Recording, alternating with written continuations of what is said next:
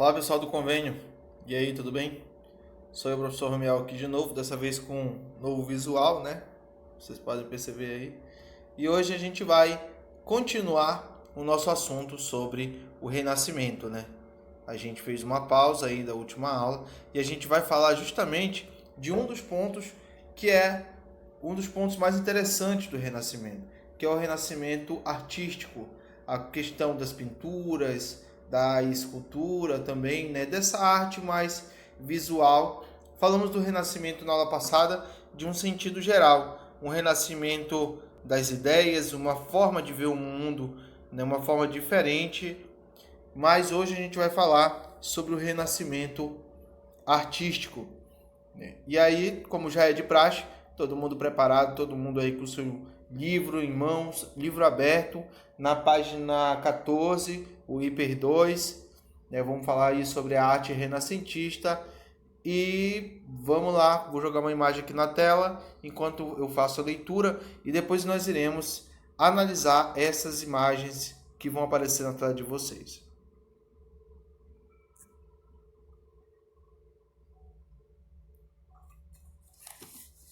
A arte renascentista. Os artistas do Renascimento buscavam equilíbrio, elegância e realismo nos detalhes para retratar cenas do cotidiano, a vida luxuosa dos mecenas, temas religiosos e mitológicos.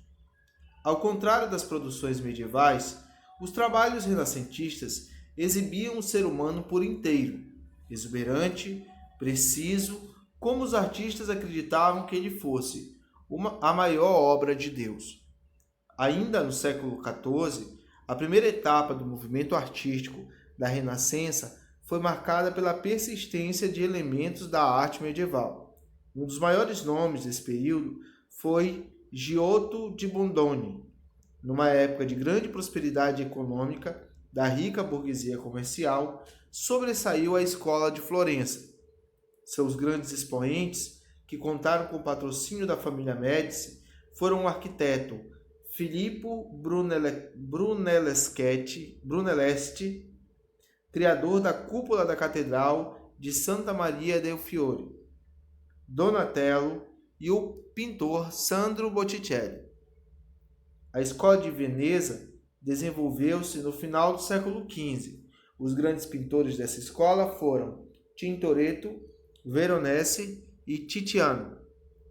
O apogeu do renascimento artístico deu-se no século XVI com a Escola de Roma, que sintetizou e aperfeiçoou novas técnicas ao jogo de luzes, à perspectiva e à técnica do esfumato, somava-se o trabalho com traços psicológicos das personagens retratadas.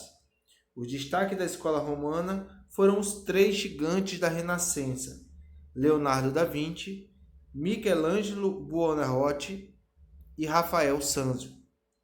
A obra de Leonardo da Vinci, uma das mais vastas que se conhece, atingiu quase todos os campos do conhecimento. Quase todos os campos do conhecimento humano. Suas pinturas mais famosas são A Última Ceia, Mona Lisa ou La Gioconda, Anunciação e A Virgem dos Rochedos. Michelangelo Buonarroti destacou-se como escultor, arquiteto e pintor. Imortalizou-se em obras como o projeto da cúpula da Basílica de São Pedro, os afrescos da Capela Sistina e suas notáveis esculturas, Davi, Moisés e Pietà. Por sua vez, Rafael Sanzio foi um grande pintor de retratos e de Madonas. Pintou também diversos afrescos no Palácio do Vaticano.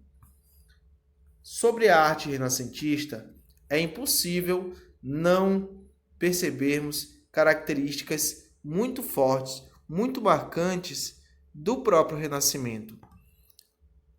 Aqui nessa obra, nós temos um detalhe do teto da Capela Sistina. Logo mais eu falarei mais e mostrarei imagens da capela, que fica no Vaticano. É uma obra de Michelangelo e você percebe uma clara inspiração greco-romana, principalmente nos traços e também na figura de Deus representada como um homem idoso, de cabelos brancos e barbas longas e brancas, mas muito musculoso, o que se aproxima muito da imagem de Zeus, o deus grego e romano. Então a gente percebe características, né, do mundo antigo, da antiguidade, o que é uma característica do Renascimento, o classicismo. Outra obra que apresenta fortes características classicistas é essa pintura do Sandro Botticelli, né, chamada O Nascimento de Vênus. Vênus, a deusa da beleza e do amor do mundo grego e romano também. É impossível falar do Renascimento sem falar deste homem aqui, Leonardo da Vinci, uma das figuras mais conhecidas da história da humanidade e um dos maiores gênios que o mundo já viu. Leonardo da Vinci era escritor, poeta, pintor, arquiteto, escultor, matemático, inventor, engenheiro, entre outras, vamos dizer assim, habilidades. Leonardo da Vinci era diferenciado por dominar várias áreas do conhecimento humano e também por sua técnica realista. Por exemplo, nós temos aqui do lado a figura da La Gioconda ou Mona Lisa. Esse é o quadro mais famoso da história, o quadro mais famoso do mundo, que está em exposição atualmente no Museu do Louvre, na França. É a obra mais visitada, é o quadro mais visto no mundo atualmente e é repleto de mistérios, né? Como a gente já comentou na nossa aula anterior, na nossa aula online, né? Sobre os traços, sobre a técnica que ele utilizou, o segredo do sorriso e do olhar da Mona Lisa, um olhar penetrante, um sorriso enigmático. Tem hora que você olha e realmente parece que a Mona Lisa está sorrindo, e aí ao mesmo tempo você olha melhor e parece que ela está séria. Então a Mona Lisa, ela é um grande mistério, né, que perdura até hoje, né, sobre como Leonardo da Vinci pintou a Mona Lisa, e também além da origem dela ser misteriosa. Existem várias teorias que falam sobre quem seria a Mona Lisa, inclusive a teoria que diria que a Mona Lisa era o autorretrato de Leonardo da Vinci, só que em forma de mulher. Bom, você tira suas conclusões. Aqui está Leonardo e aqui a Mona Lisa. Se vocês veem alguma semelhança, comentem na nossa aula online aí, que a gente vai ter para a gente encerrar esse conteúdo sobre o Renascimento. Na escultura, também nós tivemos um grande avanço durante o Renascimento, principalmente com Michelangelo, que foi o grande nome da escultura desse período, e uma de suas maiores obras é essa que vocês estão vendo agora, Pietà, que mostra Maria, a mãe de Jesus, segurando... Saiu aqui, peraí. Desculpa. Maria segurando Jesus nos braços logo após ele ter sido crucificado, né? Ainda sobre Michelangelo, temos outra obra que é uma das obras mais famosas da história, que é Davi, justamente do Michelangelo, que é uma obra que costuma se usar para representar o ideal de beleza humano, as formas, né, as expressões, e é claro que há uma clara inspiração grega nas figuras, nas formas, no traço utilizado pelo Michelangelo, apesar de ser uma obra religiosa cristã, né? Pois apresenta a figura de Davi aquele Davi que derrotou o gigante no Antigo Testamento, na história contada no Antigo Testamento cristão. Então, mais um grande nome e uma grande obra criada durante o Renascimento. E aí a gente vem falar sobre essa que seja talvez uma das maiores obras feitas por um homem em toda a história, que é o teto da Capela Sistina. Todo o teto, e não só o teto, mas inclusive as paredes, são repletas de imagens contando passagens bíblicas, imagens de cunho religioso, e é uma obra realmente incrível, feita pelo Michelangelo, e está até hoje, preservada na Capela Sistina, no Vaticano. É uma obra realmente incrível.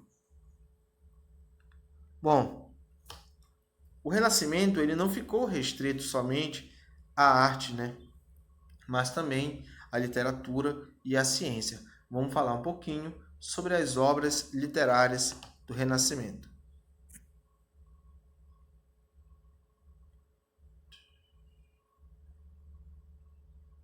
Vou deixar uma imagem ilustrativa aqui enquanto eu leio para vocês.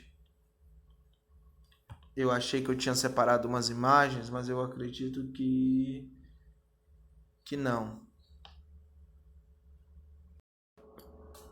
Vamos lá. Obras literárias. Contrariando uma tradição da Idade Média que empregava o latim na produção de obras literárias, os escritores da Renascença escreviam em suas línguas nacionais. Além de romperem a barreira do idioma, os literatos questionavam os valores da sociedade medieval, principalmente do clero e da nobreza. Dante Alighieri, um dos precursores do Renascimento, escreveu a Divina Comédia. Trata-se de uma narrativa poética que descreve uma viagem ao inferno, ao purgatório e ao paraíso. O também italiano Giovanni Boccaccio escreveu Decameron, coletânea de 100 contos que se passam sob o contexto da peste negra. Em O Príncipe, o florentino Nicolau Maquiavel, que nós já falamos dele algumas aulas atrás, oferecia orientações práticas àqueles que quisessem conquistar e manter o poder. Já o inglês Thomas Moros publicou A Utopia, obra que apresenta uma ilha onde se estabelece uma sociedade igualitária, despojada de bens materiais e em completa harmonia. O médico francês François Rabelais satirizou os costumes e tradições populares nos livros Gargantua e Pantagruel. Em Os Lusíadas, o poeta lusitano Luís Vaz de Camões contou a história de Portugal, desde as origens até as grandes conquistas ultramarinas. No clássico Dom Quixote de la Mancha, o espanhol Miguel de Cervantes satirizou a cavalaria medieval. O dramaturgo William Shakespeare escreveu uma vasta obra para o teatro, como Hamlet, Romeu e Julieta, Sonhos de uma Noite de Verão e Otelo. Por sua vez, na Holanda, nasceu um dos mais brilhantes escritores do período, Erasmo de Roterdã, cujo Elogio da Loucura é uma crítica veemente à Igreja Católica. As obras literárias renascentistas também continuaram trazendo essas inovações, trazendo uma nova forma de pensar e de ver o mundo. E, é claro, criticando ferozmente, por exemplo, a Igreja Católica e a religião como um todo. O avanço das ciências, ainda na página 15. Diversos setores das ciências desenvolveram-se durante o Renascimento cultural. A necessidade de explicar os fenômenos naturais de modo racional levou à experimentação, fundamental para o pensamento moderno. Dentre os expoentes da ciência renascentista, podemos destacar Nicolau Copérnico, sua obra Da Revolução das Esferas Celestes chegou a ser proibida pela Igreja Católica por combater o modelo geocêntrico e propor um modelo heliocêntrico. Percebam como o Copérnico ele tinha uma visão muito moderna para, vamos dizer assim, a astronomia daquele período. Ainda durante o final da Idade Média e o início da Idade Moderna, o Copérnico já era contra o modelo geocêntrico, que é aquele modelo que imagina a Terra, Terra, no centro e todo o universo girando em torno da Terra. Ele acreditava no modelo heliocêntrico, onde ficava o Sol no centro e ao redor os outros corpos celestes, que é muito mais próximo do modelo que a gente tem hoje. Na época, ele foi muito perseguido pelas suas ideias. Continuando. Giordano Bruno, filósofo italiano que, influenciado por Copérnico, rompeu com a visão aristotélica de um mundo estático, sugerindo a ideia de um universo infinito. Fez críticas à Igreja Católica e negou o princípio teológico da criação. Por essas razões, foi condenado à morte pela Inquisição. Miguel Servet, médico espanhol que descobriu a pequena circulação sanguínea, foi morto pela Inquisição por praticar a dissecação de cadáveres, algo que era muito proibido naquele período. Galileu Galilei aperfeiçoou o telescópio de refração e com ele descobriu os satélites de Júpiter, entre outras realizações. Por defender a teoria heliocêntrica de Copérnico, foi forçado a se retratar perante a Igreja Católica.